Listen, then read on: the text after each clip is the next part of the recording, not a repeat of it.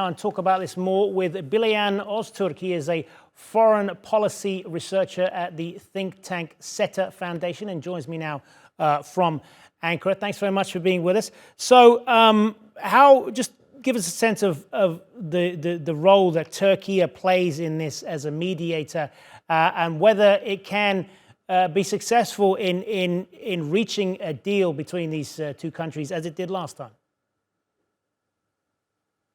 Yeah, it's obvious that Turkey has been the linchpin of this deal. I heard firsthand from the Ukrainian officials that it was Turkey more than the United Nations who made this deal happen. So it is obvious that Turkey has a great role to play in making this happening, this deal, and at the same time, it has still the prospect of playing a role in prolonging or renewing this deal, because in the past there have been some difficulties, especially on the part of the Russian side, and Russians were quite displeased by the way the deal was being conducted, and they protested this many times.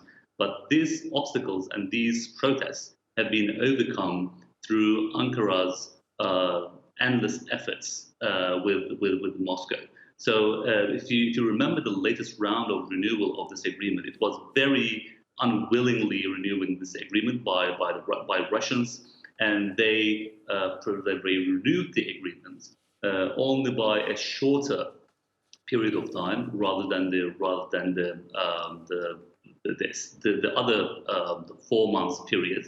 So there were all the ways of Russians showing their protest. And again, in the latest round, it was thanks to Ankara's efforts that convinced at the last minute Russians to agree to the renewal of the agreement. So I believe Turkey's role has been central. There's no doubt on that. And if this deal will be renewed, it will be again via and thanks to Ankara's efforts. And whether this time Turkey can convince Russians, I'm not sure about that, because the dynamics are changed by now.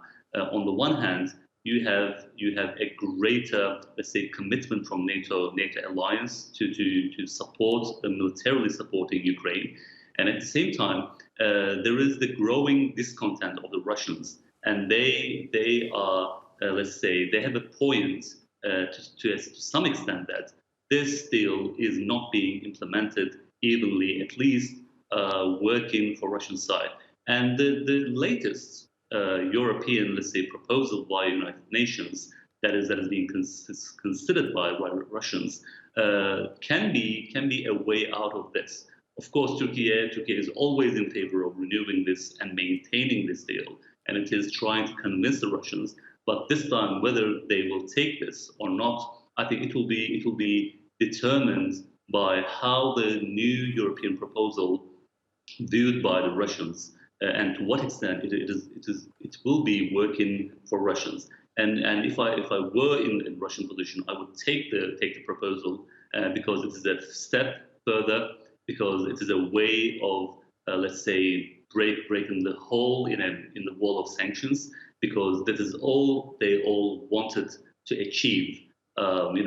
Being back into SWIFT system, even via an exception to a bank, because without this they can't export any of their fertilizer or food product, and I'm sure Turkey and Turkey's diplomatic efforts concentrated on this capitalizing on the European proposal in a way that it is a good idea. Let's take this.